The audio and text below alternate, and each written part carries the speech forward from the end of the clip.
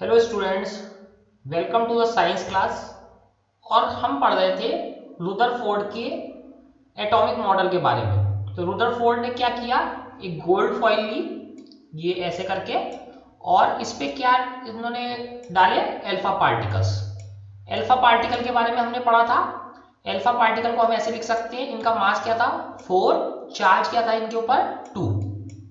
ठीक है, या ऐसे भी लिख सकते थे, हीलियम का जो है एटम लेके, हीलियम का एटम ले लें हम, और हीलियम एटम के जो है, हीलियम एटम को बना दें। बेसिकली अल्फा पार्टिकल कहाँ से आए थे, हीलियम एटम से ही आए थे। हीलियम एटम से जब हमने इलेक्ट्रॉन निकाल दिए थे तो वो कैसा बचा था, पॉजिटिव। और इलेक्ट्रॉन का मास कैसा था, नेग्लिजिबल, तो इसका मास 4u ही बच जाता है। तो ये अल्फा पार्टिकल बन गए थे, और इनको इन्होंने बहुत तेज तेज मारा था। तो इस वजह से क्या था कि अल्फा पार्टिकल बड़े थे और तेज स्पीड से जा रहे थे, तो इनको इसके चांसेस बहुत कम थे कि ये गोल्ड के पार्टिकल से रुकेंगे, क्योंकि अल्फा पार्टिकल बड़े पार्टिकल है। तो इनको इसका बहुत ही कम वो था कि ये कहीं रुकेंगे। तो आज हम इसको वापस अच्छे से पढ़ेंगे, जो हम रुदरफोर्ड का जो है एटॉमिक मॉडल पढ़ रहे थे। तो ये याद आ जाना चाहिए कि ये गोल्ड फॉइल है जो बहुत थिन है। और गोल्ड फॉइल क्यों ली, क्योंकि उसे बहुत थिन बनाया जा सकता था। ज्यादातर अल्फा पार्टिकल क्या थे, सीधे चले जा रहे थे। केवल 12,000 में से एक ही वापस आ रहा था, और कुछ सारे कुछ एंगल पे निकल जा रहे थे। तो ये हमारा कुल मिला के डायग्राम था। और कल हमने डिस्कस किया था कि सिंस डायग्राम में हम सीधे निकलने वाले ज्यादा नहीं दिखा सकते, लेकिन ज्यादातर पार्टिकल क्या थे, सीधे ही निकल जा रहे थे। तो रुदरफोर्ड का एटॉमिक मॉडल हम एक बार फिर पढ़ेंगे। तो डायग्राम समझ में आ गया। Scattering of alpha particle by the gold foil. Scattering का मतलब क्या है कि बिखरना, गोल्ड फॉइल से कैसे अल्फा पार्टिकल बिखर रहे हैं। तो रुदरफोर्ड के बारे में हमने कल पढ़ लिया था, लेकिन एक्सपेरिमेंट को एक बार फिर से पढ़ेंगे। But the alpha particle scattering experiment give totally unexpected result. तो इसके रिजल्ट कैसे थे, unexpected. The following observations were made. तो क्या देखा गया, most of fast moving alpha particles pass straight through the gold foil. तो ज्यादातर कैसे निकल गए, सीधे सीधे निकल गए गोल्ड फॉइल से। Some of the alpha particle were deflected by the foil by small angles. तो कुछ सारे अल्फा पार्टिकल फॉइल से टकराए, वो थोड़े से एंगल पे निकल गए या वापस आ गए।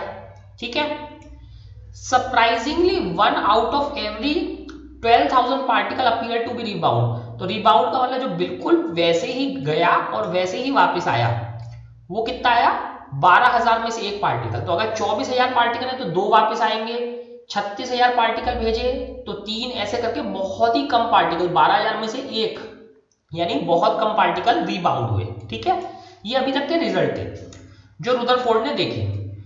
अब देखो क्या होता है।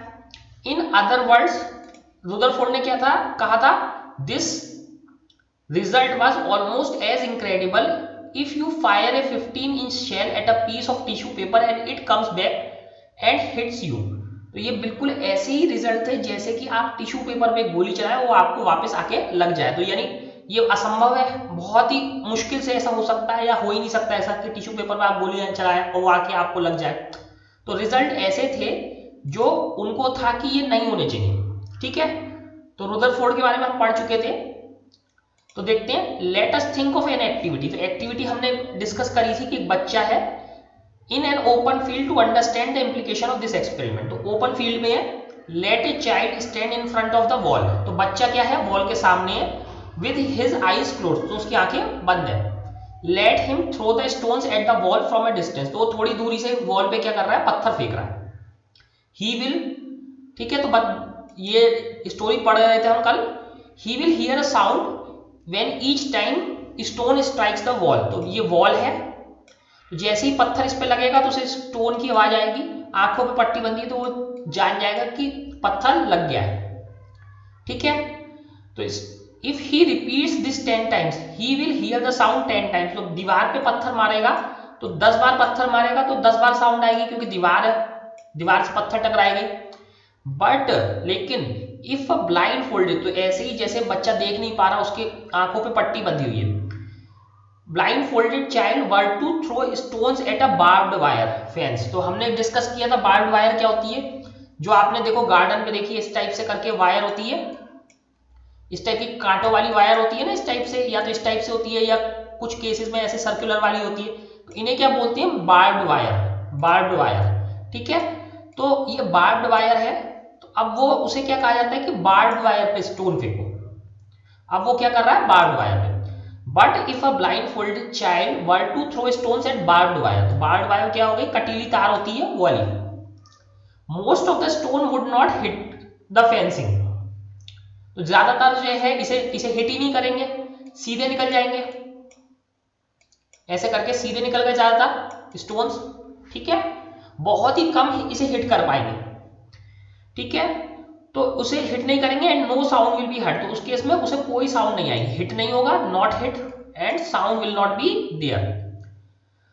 This is because there are lots of gaps in the fence, तो क्यों, क्योंकि इस बार्ब्ड वायर के बीच में बहुत सारी जगह है, खाली जगह है। ठीक है, लॉट्स ऑफ गैप्स है in the fence which allow the stone to pass through them, जिसकी वजह से स्टोन उसमें से क्या निकल जा रहा है। तो अब इसी तरीके से हम क्या समझ रहे हैं, following a similar reasoning Rutherford concluded that alpha particle scattering experiment that, तो इसी की तरह जैसे ये स्टोन सीधा निकल जा रहा है, बहुत ही कम टकरा रहा है, तो रुदरफोर्ड ने अल्फा पार्टिकल स्कैटरिंग एक्सपेरिमेंट से बताया। ठीक है, अल्फा पार्टिकल स्कैटरिंग एक्सपेरिमेंट से क्या बताया उन्होंने, देखते हैं क्या बताया उन्होंने। तो रुदरफोर्ड ने बताया, पहला, most of the space inside the atom is empty, ज्यादातर स्पेस क्या है एटम के अंदर, एम्प्टी है, most of the space empty है। क्यों, क्योंकि most of the alpha particle pass through the gold foil without getting deflected.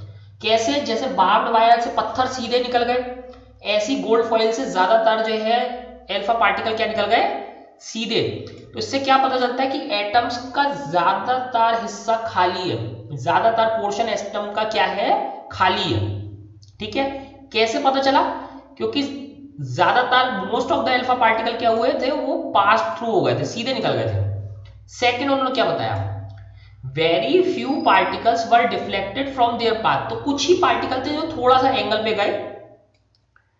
तो ये तो हमारा सिंस फिगर था जिसमें हम अच्छे से दिखा नहीं पा रहे थे, लेकिन ज्यादातर पार्टिकल क्या थे, सीधे निकल गए थे, कुछ सारे थोड़े से अपने एंगल से डिफ्लेक्ट हुए थे। Very few particle were deflected from there path, यानी कुछ सारे पार्टिकल अपने पाथ से क्या हुए थे, चेंज हो गया था उनका थोड़ा सा पाथ। डिफ्लेक्टेड का मतलब थोड़ा सा चेंज हो जाना, डिफ्लेक्ट का मतलब क्या होता है, जैसे ये सीधा जा रहा है, सडनली कुछ आता है तो ये हल्का सा टेढ़ा हो जाता है, तो इसे डिफ्लेक्ट कहते हैं। From there path indicating that positive charge of the atom occupies very little space.